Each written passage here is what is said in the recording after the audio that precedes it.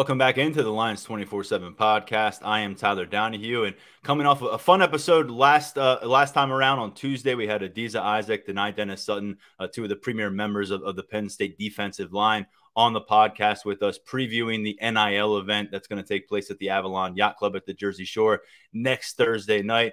Enjoyed hearing about the NIL experience and the landscape that is evolving from their point of view, and obviously looking ahead to preseason camp with them for a solid 20 minutes. If you missed that episode, popped on Tuesday. We also had Tyler Calvaruso breaking down some upcoming commitment announcements. A little more clarity on one of those announcements, actually.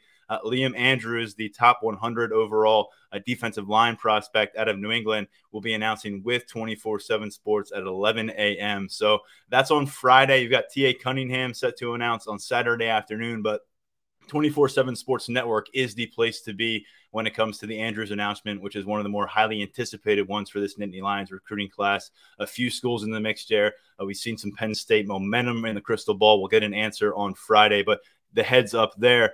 For now, we're going to shift gears and focus on where Penn State football is heading in just a matter of days to Indianapolis. And then just a little while later here on the episode, we'll talk about where Penn State football is heading to open their away schedule for the 2023 season. That's a Big Ten matchup at Illinois, noon kickoff, and we'll break that one down with Jeremy Werner, who is the 247 Sports insider for the Illini. Excited to get him on. I'm going to be on his podcast this week. He's going to give us the lowdown on Illinois on our podcast. But first things first, here is Mark Brennan. He will be heading out to Indy alongside Daniel Gallen. We're talking about some Penn State basketball, a workout that you and Daniel got a chance to see just last week.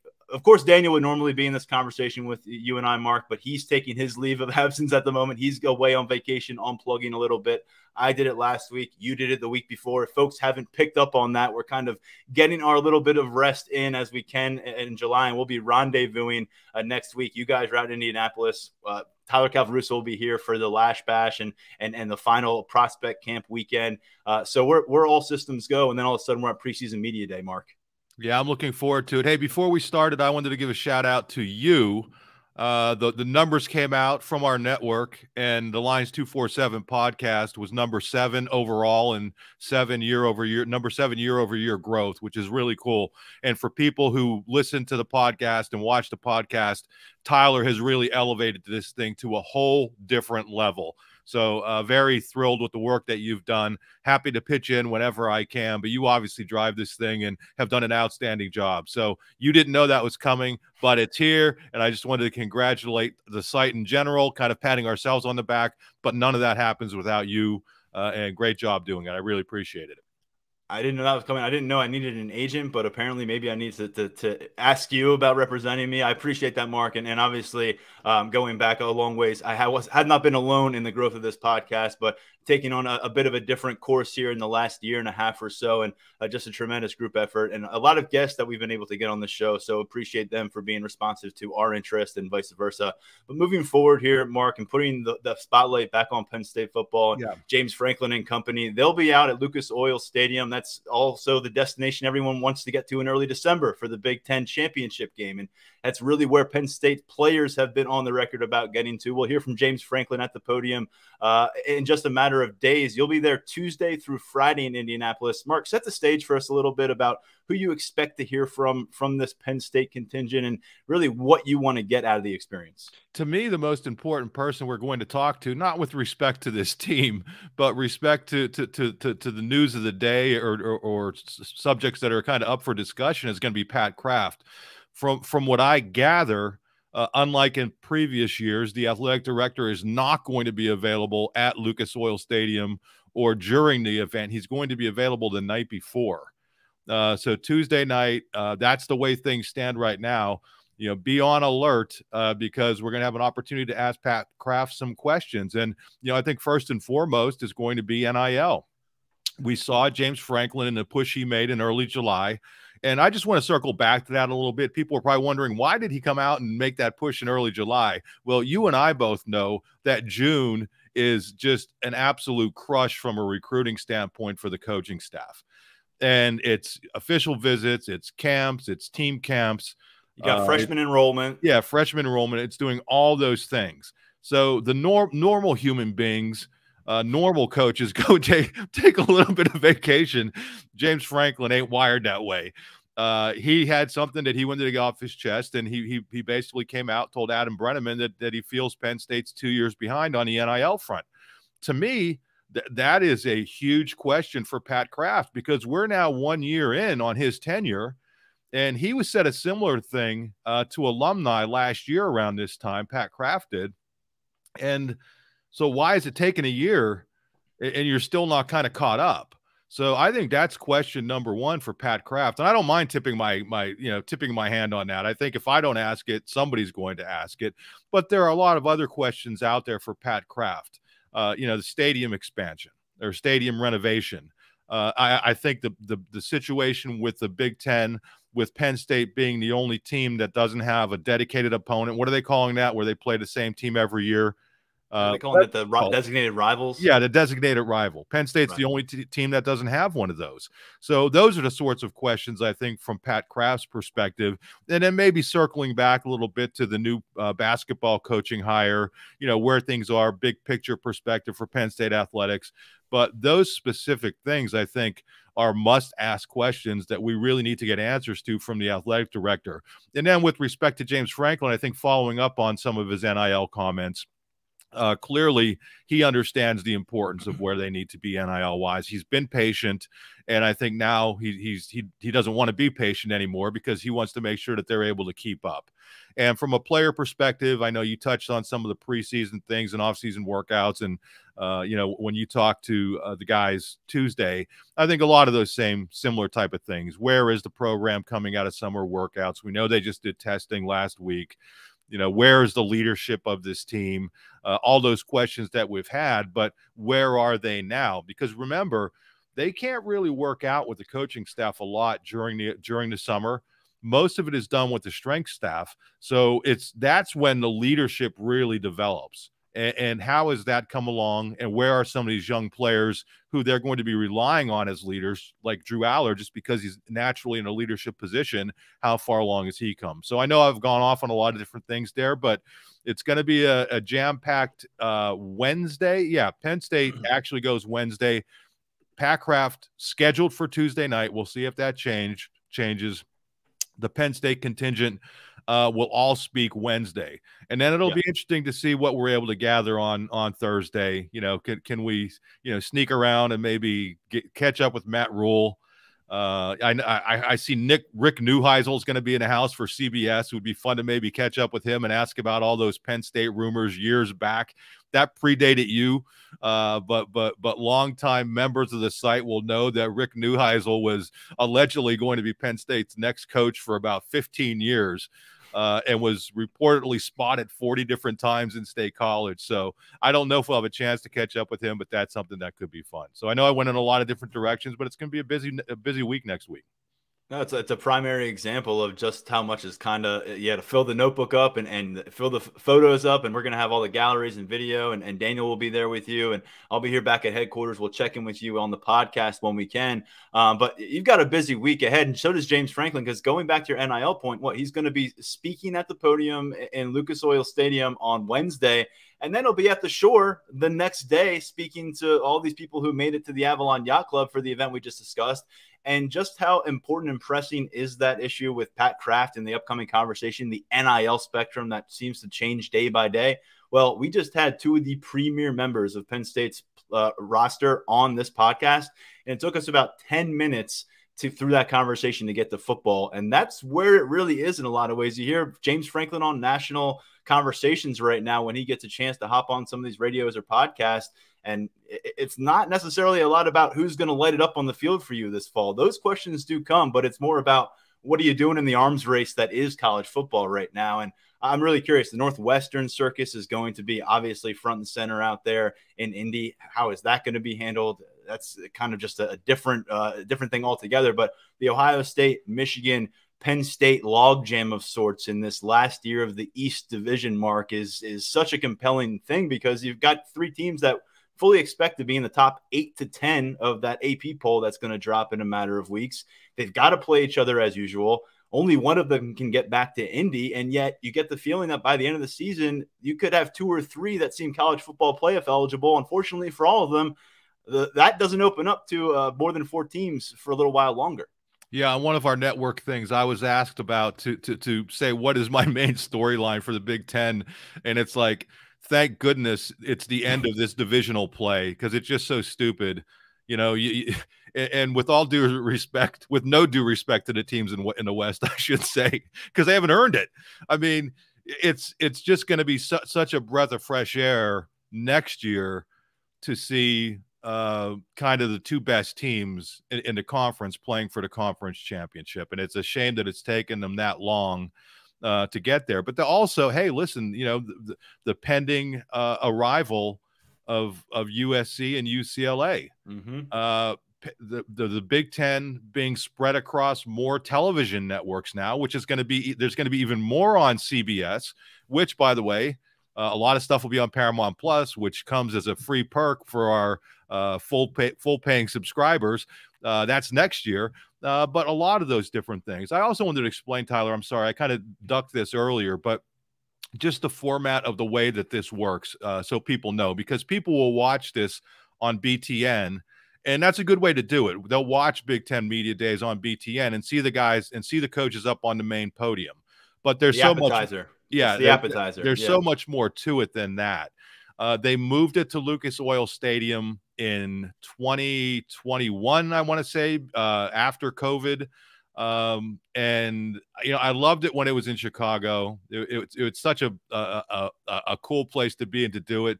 But I have to say, in terms of practicality, it's on the main field at Lucas Oil Stadium. So when you're watching football games or when you're watching the NFL Combine, that's where we are. We're down on the field.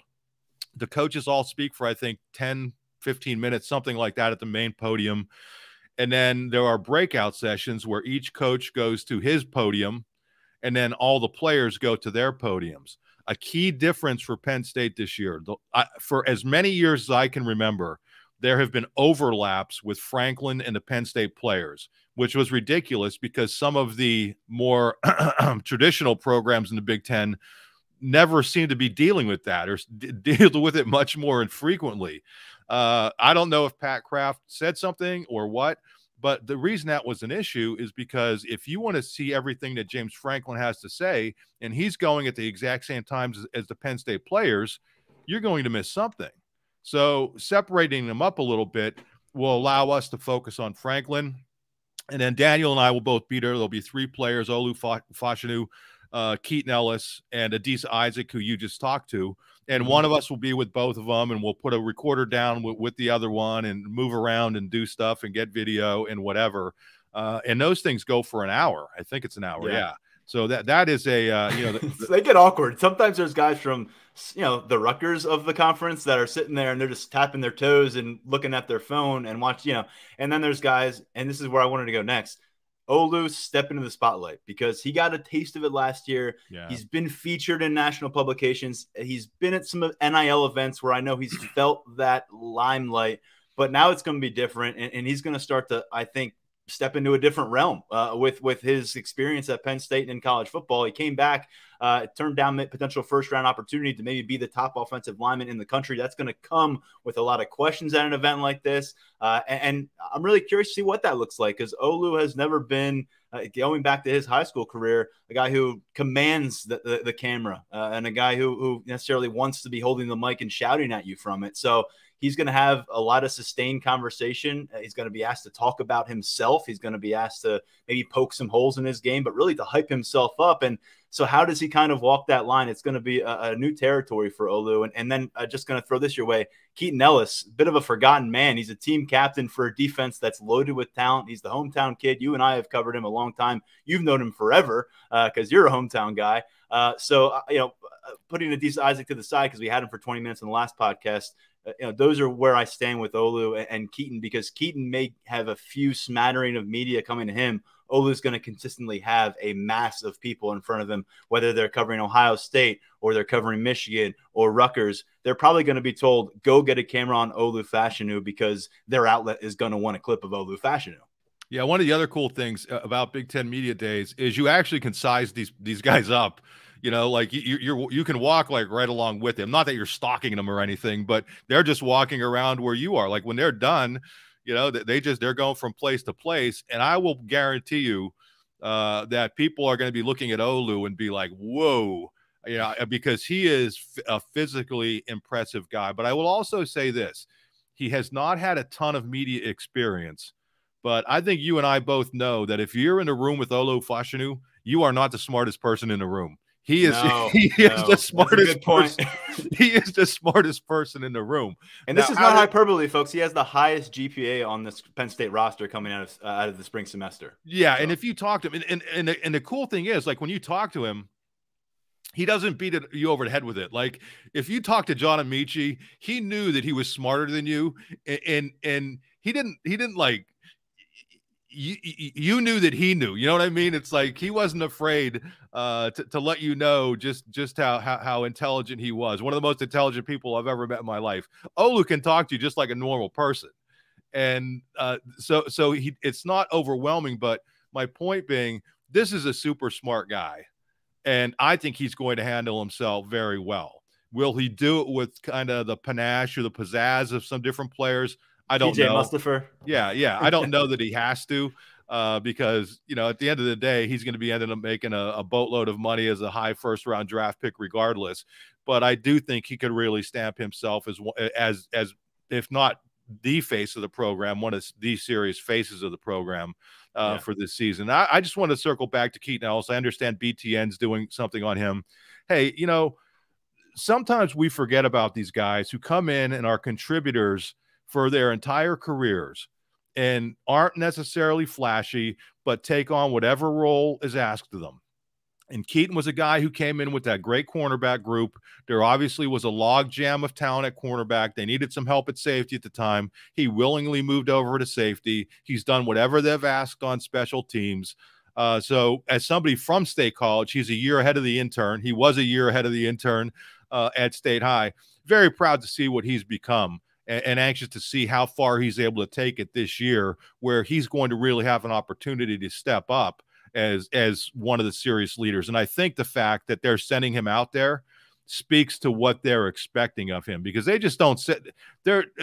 Everything with James Franklin, nothing with James Franklin is done just kind of, you know, okay, yeah, send Keaton Ellis. No, he gives a lot of thought to these things and who's going to represent the program very well. And if you look back over the years, can you ever remember a Penn State player not handling themselves well at this event, especially under James Franklin? And, you know, the craziest it ever got, it needed to be said, was after the scandal broke and people were being maybe unfair to the Penn State players. Mike Motti really opened up and went off, but that was needed. So, and that's where, getting back to with Franklin, since he's been the head coach of the program, he's done a really good job of picking guys who are going to go out there and represent the program really well. So I think from a Penn State perspective, look forward to what James has to say, look forward to what those players have to say, but I'm really looking forward to what Kraft has to say. Last year it was Sean Clifford, PJ Mustipher, Jair Brown, a new trio to talk to and look at here in just a matter of days. A bunch of coverage coming at Lions247. You recently got a look at the Penn State basketball program, which looks a lot different than when you saw them when their tournament run came to an end in March Madness. New head coach, that's stating the obvious, but essentially a new roster. There's a few carryovers from last year who elected to stay in town. Some stuck their head in the portal and came back. Some didn't go in the portal at all, but the conversation has been largely based on the transfer portal and that's impact here. And you got your first look at a workout. Daniel was with you, had a bunch of coverage at Lions247 recently, but we haven't covered it here on the podcast. I guess give us the bullet points here of what really stood out and you took away from what wasn't a full-on basketball scrimmage frenzy, but was, I'd imagine, an enlightening glimpse into where Penn State basketball is in July 2023. Yeah, the coaching staff is able to do limited off-season workouts with players. So this was, I think, a 45-minute session. And thanks to Mike Rhodes and his staff and Chelsea for opening the entire thing up to the media.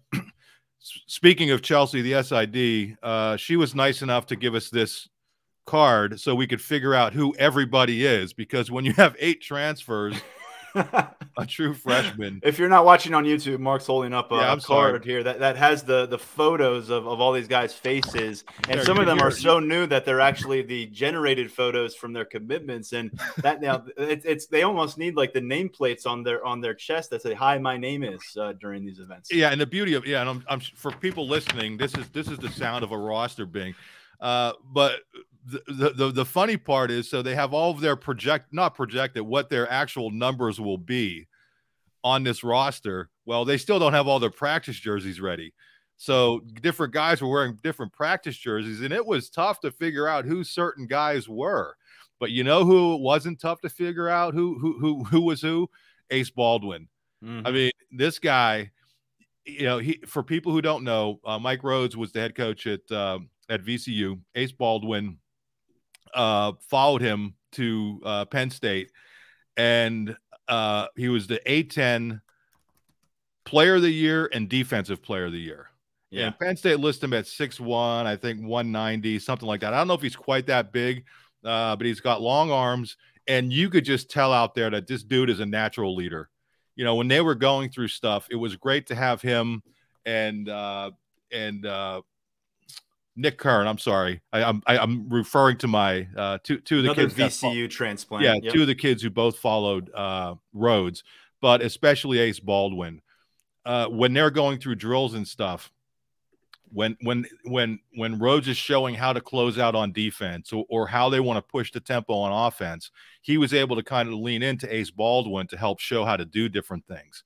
And when you have all these different players coming from different areas, whether it's Puff Johnson from North Carolina or someone from Temple or, all these different players, it was really, you can tell that Ace Baldwin is just a natural leader. And I think he's going to be the proverbial straw that stirs the drink. And, the other guy that really stood out to me was Kanye Clary. He's a guy he's a holdover, started to play really well for Penn State in the Big Ten tournament and then in the NCAA tournament. And he's looking like a guy who's just absolutely getting after it. The other guy who jumped out at me, that you're looking at all these new players, and what are you expecting? Like Puff Johnson, the transfer from North Carolina. Mm-hmm. We knew a lot about him. Kind of a longer guy. His brother is a proven NBA star at this point. He just signed a massive contract, but he's a 6'7", 6'8". Wing who could do a lot of different things. I think we kind of knew what to expect from him. But DeMarco Dunn, excuse me. And I'm telling you, people, it is difficult. I usually could spit these things off very quickly. He's the other transfer from North Carolina, but he's 6'5", and he's an athlete. And he was you can tell he didn't see a lot of playing time at North Carolina, and I'm not sure what the situation was there. I may have to touch base with some of our friends down at Inside Carolina, which is just an awesome site. But he just looked like he was really terrific. And then I want to get this right as well. Geez, this is so hard without my glasses. Yeah, Raquandis Mitchell. I posted the photo of him dunking. You'll figure it out by Thanksgiving, Mark. You'll get this down by Thanksgiving. Well, we're kind of in football mode, but he's the guy who's been at 7 different colleges, but just 6'5", lean, and gets after it. One thing I will say about this team, I wonder about it. It's long, it's athletic, it's going to be able to get up and down the court. The one thing that I'm a little bit worried about after watching that one workout, and again, don't take too much positive or negative out of watching one workout. It's just not the biggest team out there. There's height, but it's just not a lot of width. Mm-hmm. So you have a couple of big men who are like 240, but if you looked at Penn State last year, you had Seth Lundy, who was 220. You had Miles Dredd, who at 6'4" was 240. Pickett was 210. So even aside from the big men, you had guys, Mikey Henn was a 240-pounder. You had bigger physical guys who could turn a game into a street fight and win a street fight. I'm not questioning the toughness of this team, because these guys, I'm sure, wouldn't be playing this level if they weren't tough, but just the sheer bulk. And when you get into the Big Ten, we know how important that could be. So those are some of the things that kind of stood out to me, some of the players who stood out to me. But Ace Baldwin, really high on Ace Baldwin. I think he's going to be a great addition to this team, and I think he is going to be the key guy for them in terms of carrying over what Mike Rhodes was able to do at VCU. A bunch more at Lions247.com, photo gallery, some commentary on what Mark and Daniel saw. We're going to finish with this, Mark, though. A few of those names you just mentioned from last year's squad had their run in NBA Summer League as rookies. And overall, we got a pretty good sample size of all three. Lundy, Pickett, Funk. Curious to hear your takeaways from the time that you may have spent watching them yourself. And then also our very own Daniel Gallen did a great job providing kind of updates at Lions247.com with these guys on every few days.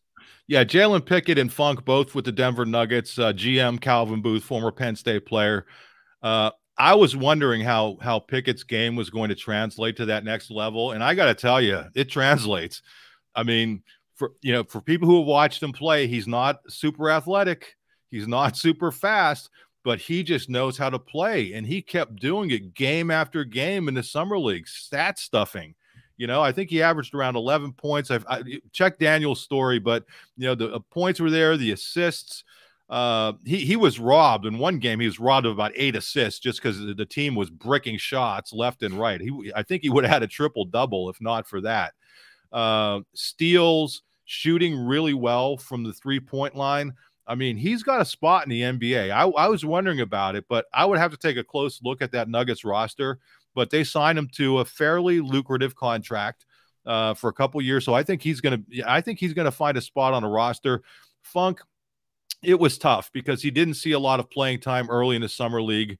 And for a player like that, he's not a volume shooter, but he's a guy who has to get a bunch of shots. So when he finally, in a game where he did get shots, he made a good amount of them. I think finished with 15 points and then saw limited action in the final game. I think, they signed him to an Exhibit 10 contract, which means he'll be invited to camp. I think it's going to be tough for him to make a roster. His best option may be playing overseas. I don't know if the G League would be the best fit for him, but we'll have to see. And then Seth Lundy, his last game wasn't very good for the Atlanta Hawks. But prior to that, he saw about 19 minutes a game, and he was just doing really, really well. The thing I forgot about Seth is he's 6'5", but I think his wingspan is like 6'8", and you were really seeing it. He was blocking shots, he was rebounding, he was defending, and most importantly, he was hitting threes. So his path to the league is going to be as a 3-and-D guy. And I think he has an opportunity. He was signed to a 2-way contract, which means he can play up to 50 games in the NBA, but likely the majority of his first season or two will be in the G League with the Hawks team. And I think that's perfect for him because I think he'll be able to round out his game, continue to work on being a 3-point shooter, continue to work on his defensive skills. I was wondering about Seth. Was wondering about his decision to go, but I think ultimately he made the right decision because I think even if he stays another year at Penn State, I don't think he's drafted higher than he was, which I think was like 47, and I don't think he lands in a better spot than he did with the Hawks. Well, I appreciate that perspective, Mark. And before we get over to our preview of the early preview of the Big Ten opener for Penn State football, just wanted to hear your thoughts. You were mentioning this to me before we recorded. Some Penn State basketball alum are involved getting the gang back together in some ways right now. And give us the lowdown and how fans can track this stuff down. Yeah, the basketball tournament, it's going to be on, I think, ESPN next week. The 24th is when the Penn State team plays. So John Harrah, former Penn State big man, is the GM and coach of this team. A bunch of former players from Penn State, some who finished their careers at Penn State, some who did not in this age of the transfer portal.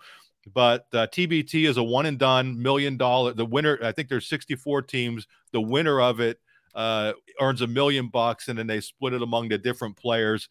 It's a fun tournament to watch if you're looking for hoops next week. But some of the players involved: Curtis Jones Jr., Jamari Wheeler, who ended his career at Ohio State, Josh Reeves, who didn't necessarily leave on the best terms, Julian Moore, Mike Watkins, who's nice to see him playing hoops, Miles Dredd, who graduated from Penn State and now is actually working for the athletic department, Sam Sessoms, who left Penn State, and Shep Garner and Trent Buttrick, who also left Penn State, and Tyler Nussbaum. Ross Condon, the longtime assistant under Pat Chambers, is the head coach of the team, so it should be fun to watch.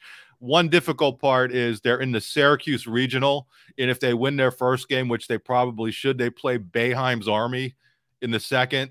And I have to imagine getting calls in Syracuse against a team called Boeheim's Army may be a challenge, but it'll be a fun team to watch. Hopefully they get at least a couple games, even more than that.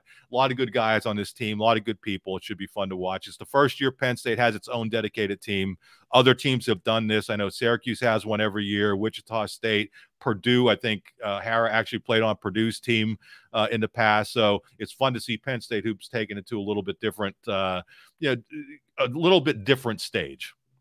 We don't usually talk Penn State hoops in the summer, but a few reasons to do that with you here, Mark. Good luck and safe travels to you and Daniel out to Indy. Hopefully you're there well in time to talk to Pat Kraft on Tuesday night and then roll on through to the players and James Franklin on Wednesday. We'll look forward to your coverage. Let us know what you need here from Happy Valley. Talk to you real soon.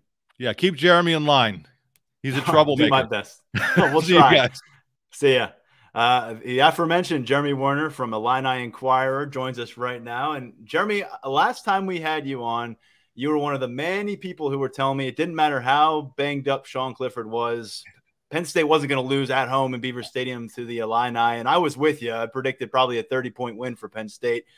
9 overtimes later, we know what happened. We know how that season went. And since then, the Brett Bielema bandwagon has started to fill up a little bit. So we got a lot to catch up on. And first and foremost, thanks for taking some time for us. I know I'm going to return the favor on Friday and hop on your podcast and talk about Penn State. Yeah, thanks for having me, Tyler. And looking forward to you hopping on with us. But I just heard Mark Brennan rattling off guys who look like all-world players against Illinois basketball. I don't know if there was a fan base more happy to see Micah Shrewsbury leave, sorry, Penn State fans, than Illinois, because he just absolutely owned Brad Underwood and certainly Jalen Pickett and Seth Lundy were big parts of that. Man, they brought their best against Illinois, and Illinois had no answer for those guys. Well, look, we got a lot of Big Ten football to talk about in 2023. It's a big year. We got Big Ten Media Days coming up, and the first conference opponents that both of these teams are going to see is each other. Now, Penn State's making the trip this time, noon Eastern kickoff out there. What kind of buildup are you sensing? I know that Toledo comes to town, and then Illinois goes to Kansas in week 2. Then they come home for this Penn State matchup, and there's every precaution never to look past the game in front of your face. But are you sensing a bit of a groundswell for what this moment might mean for the program? Yeah, it all depends on what happens those first 2 weeks, because neither of those are gimmies, right? Toledo won the MAC last year. They're one of the best MAC programs for more than a decade now. And then, so that's not an easy first game. Usually you want to get your feet wet. You'd rather have Florida Atlantic come into town. I know Tom Herman's there now, but that's not as good of a program. And then you have Kansas, a road game at a Kansas team that when Illinois scheduled this, they probably thought Kansas was going to be pretty terrible. And they're not, because they hired a good coach, but so did Illinois. Kansas thought Illinois would be a pretty bad opponent. And these are the two coaches that Illinois seemed most interested, was Lance Leipold and Brett Bielema. So it's interesting that they're now facing off against each other. So yeah, if Illinois takes care of business and is 2-0, if they're as good as Brett Bielema thinks they're going to be, then I do think that game of an 11 a.m. kickoff, I think Fox is going to be here for that game. Their big noon kickoff is going to be here for that game. That's a potential arrival moment for Brett Bielema, right? I mean, they kind of had it in 2021 with the Penn State win. That was a big moment for the program, but they didn't make a bowl game that year. Last year, they beat Wisconsin, they beat Iowa, they beat Minnesota. So they take care of business in the Big Ten West, but then they failed to close the season. They lost 4 of their last 5. So if they're able to go 2-0 and get Penn State into town, I do think Illinois hasn't had a sellout crowd since 2016. Lovie Smith's second game, North Carolina, and a quarterback that lives in infamy in the state, Mitch Trubisky, came to town, and they absolutely blitzed Illinois. It wasn't even competitive. So Penn State, if they are 2-0, Illinois is 2-0, that crowd and that fan base is going to be pretty fired up, because then they have a chance to go 4-0 with Florida Atlantic the next week, and then Purdue and Nebraska are next on the schedule. So all of a sudden you're thinking, man, this could be a potentially relatively special year if Illinois is able to knock off Toledo, Kansas, and Penn State to start the season. We've talked a lot here about Penn State entering the season, projected top 10 program, and the kind of spotlight they're going to encounter right away. NBC primetime matchup home against West Virginia. That's bookended in September by their whiteout game here at West Virginia, another primetime nationally televised hoopla event. But before that, you got to make this road trip, like you said, 11 a.m. local time, and it's kind of a sneaky national setup here, because if Illinois, to your point, can get through those two tough matchups, then they'll be generating some significant publicity. We already know we'll be there for Penn State, so it does set up for something here. And let's talk about last year, because it was a 7-1 start. Yep. Finishes at 8-4, which, you know, you'd take 8-4 in a heartbeat before the season. It doesn't look as pretty when you start the season 7-1, but does it feel like things all of a sudden got accelerated in the timeline for where this program could be under Brett Bielema? And maybe there's a danger of being a little too far over your skis in year 3. I thought they'd be a bowl team last year because they were really strong in the trenches. They added some nice pieces, and they're just well coached. It's just, for the first time in a long time, Illinois football is well coached. Like, their staff, I think, if at Penn State, could do pretty well. If they were at Iowa or Wisconsin, could do pretty well. Like, when they were hired initially, I thought that they had to make a change at offensive coordinator after the first season, but Barry Loney proved to be a solid offensive coordinator last year. But I didn't see a 7-game win streak, especially after they went in Indiana and Tyler, they blew it. They outplayed Indiana for that entire game. They were dominant in the trenches, but they had 4 turnovers. They had special teams miscues, all the things that Ron Zook, Lovie Smith, Tim Beckman, all these coaches had struggled with. It felt like, oh, can Illinois football ever break through? And then they won 7 straight games, and they clobbered Wisconsin. Just went up to Camp Randall, clobbered them to the point that Paul Chryst got fired the next couple of days. And then they beat Iowa kind of at their own game, this ugly 9-6 game where it's only field goals. And then against Minnesota, a team that I think has been sneaky good the last 3 years. And they beat them by double digits and really dominated the final, 25 minutes of that game. And then they go to Nebraska and get another win against the Cornhuskers. And obviously that thing was a train wreck at that point, but there was a huge breakthrough, and it was all built on things, Tyler, that are sustainable. It's strong play in the trenches. Their offensive and defensive line were 2 of the best groups in the Big Ten at that. I don't think they were quite Penn State level or Ohio State level or Michigan level, but for Illinois, what they aspire to be, why they hired Brett Bielema, was because he coached at Wisconsin. He coached at Iowa. He coached at Kansas State. Those are 3 models that Illinois is going after, and what they have built seems more sustainable. How they won, running the football, stopping the run, being dominant defensively, and then just having a quarterback who doesn't hurt you. Those things showed up. But the last 5 games, they didn't play nearly as well, except for their blowout of Northwestern. And they just lost games because of some special teams miscues or penalties, and some of those things cropped up. But even with that missed opportunity, like, they should have been based on their start, they should have been in the Big Ten championship game, not Purdue. But Purdue came in, won. Michigan State came in and won. And then they lost late against their game against Mississippi State in the bowl game. And they should have won against Michigan. Like, they went into Michigan, were up 17-10 in the final quarter. So there was still an element of learning how to win some of those close games, especially when they weren't up 2 touchdowns, just kind of coasted by running the football, having a dominant defense. So they need to take that next step. And there are questions about some of those with some of the guys they lost, but the sustainability of building it in the trenches and being well coached, I think that's a big question moving forward, is can they sustain success? Because in 2007, they made the Rose Bowl, but then they went 5-7 the next year. In 2001, they made the Sugar Bowl, and then they won 5 games the next year. Can Illinois put back-to-back seasons together? I think this is their best opportunity because they're still strong in the trenches. And that's how, in the Big Ten West at least, that's how you win.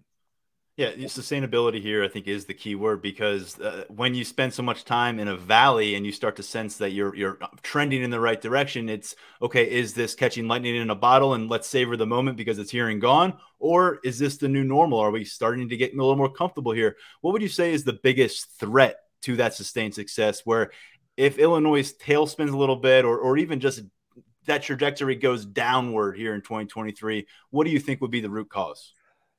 I can't give you one thing. I'm going to give you a couple.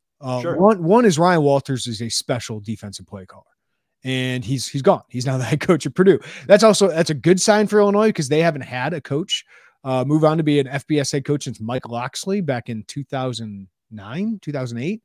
So they haven't had guys that have moved on to that kind of level, and to be a Big Ten coach, that tells you how highly, Purdue thought about him, but how highly he's thought of as a coach. And I think he's a special leader.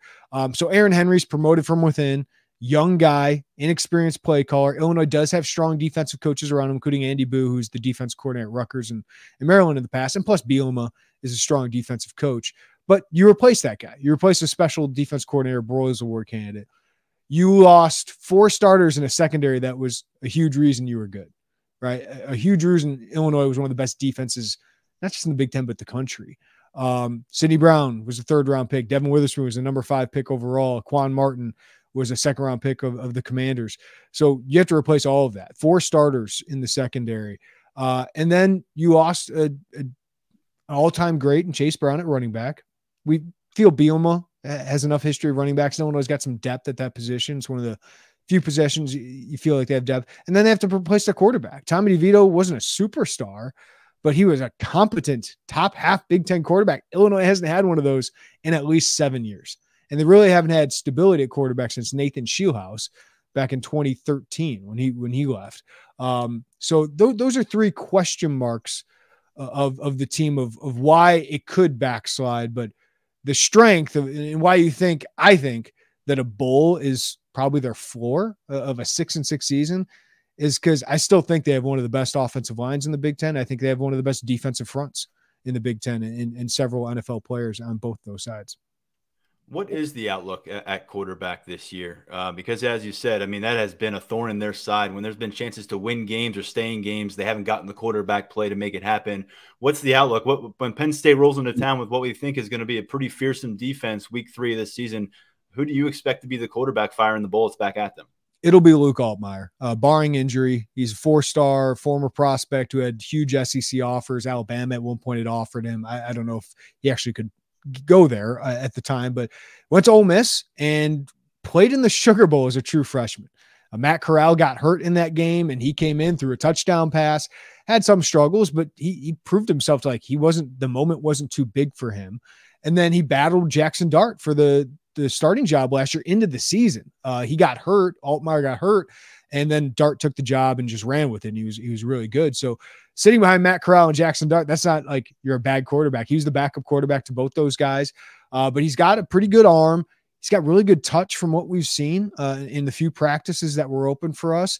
He's a little bit taller than Tommy DeVito, and he's more athletic.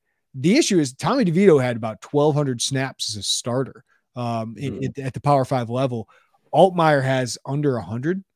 So there's just not a lot of experience there. There's probably going to be growing pains. And for Illinois, you hope he can work through those in a tough September and still be successful. Like Toledo is not going to be easy. Kansas, not going to be easy, but Penn State is by far the best defensive test. I mean, how many NFL players, especially on that defensive front, that he's going to face there? He does have a good offensive line. He's got 3 starting receivers back, but I think he's going to be pretty good, Tyler. And the great thing is he's got 3 years of eligibility left, so he could probably provide some stability. But he's going to go through some growing pains. Drew Aller is probably another level of talent, but you expect some growing pains once these guys first get their first starting job. And how do they deal with failure? And the other part about Altmaier that concerns me a little bit is he's skinny. So how does he hold up to the punishment that a Big Ten quarterback typically is going to take? Looking across the field, who are potential game wreckers? I guess guys who could swing a game, because right now you're talking about losing some serious NFL talent from the Illinois program last year. So either side of the ball, just a few names that Penn State's defense, I know Manny Diaz already has them on his radar, but who should we have on our radar? Well, one guy you guys probably remember is Josh McCray when he as a true freshman ran for 140 yards in that 9 overtime game. He was injured all of last year. But he looked like a bell cow back that first year. He had 2 games of 140 yards, one against Purdue and one against Penn State. So not bad programs there. But I expect he's going to get a lot of the workload now that Chase Brown is in the NFL, 5th-round pick, an All-American last year. And Brett Bielema's got a good history of running backs. Reggie Love is going to be part of that. Isaiah Williams is a slot receiver. He had offers from everybody out of high school, I think including Penn State. Remember him well, yeah. Ohio State had offered, Alabama had offered as a wide receiver. He came to Illinois to play quarterback. Once Brett Bielema got here, he said, no, you're playing wide receiver. And it's worked out really well for him. So he's a good slot receiver, potential NFL player. But Isaiah Adams, offensive. We don't talk enough about offensive linemen as game breakers. Isaiah Adams probably going to be an NFL draft pick. Brett Bielema thinks he can be a day 2, maybe probably day 2 because he's a guard. But he's really good. He's one of the best offensive linemen in the Big Ten. Julian Pearl's a really good left tackle. But the defensive front of Illinois is one of the best in the Big Ten.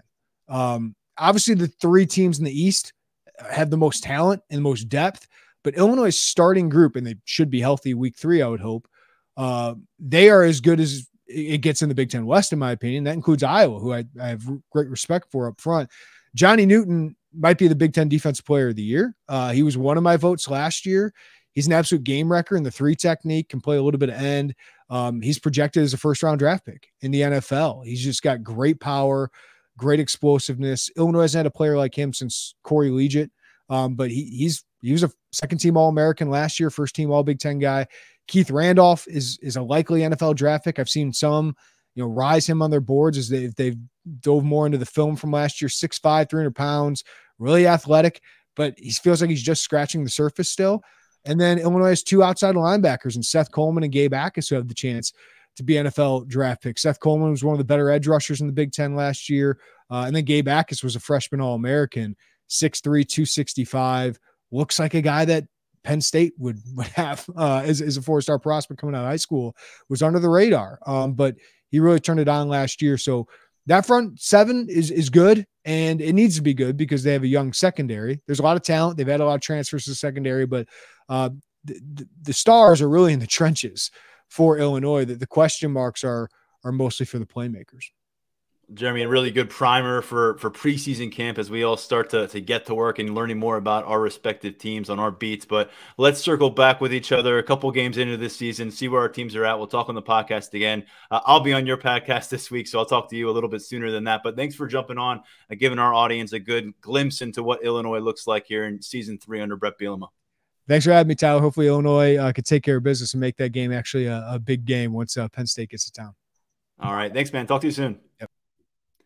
Thanks to everyone for listening to the Lions247 podcast. We'll have complete coverage at Lions247.com of a really busy finish to July. We've got the Lash Bash festivities upcoming, one of the premier recruiting events on the calendar. That is preceded by the final Elite Showcase Camp event of the year. We've got some stories looking ahead to that as we got confirmed visitors, speaking to some really interesting prospects coming to campus, searching for offers. Some of them already have offers, trying to make decisions. So a lot cooking right now on the recruiting trail, and of course, shifting gears and getting to business with preseason coverage for Penn State football. That's going to happen in a big way next week with Big Ten Media Days. Daniel Gallen, Mark Brennan, both feet on the ground out in Indianapolis for the entirety of that event. They'll come back to town for a busy recruiting weekend. And then just a week later, preseason camp is here in Happy Valley. We'll be back on the field talking to players, talking to James Franklin, and seeing practice in pads and all that. And the other thing that leads to September 2nd, kickoff against West Virginia. And before we know it, we're back with Jeremy breaking down the Big Ten opener. But first things first, we got to finish out July. We'll do that next week back here on the podcast with a couple more episodes. Stepping aside for now, I'm Tyler Donahue. Thanks as always for watching or listening to our podcast. We'll talk to you real soon right here at Lions247.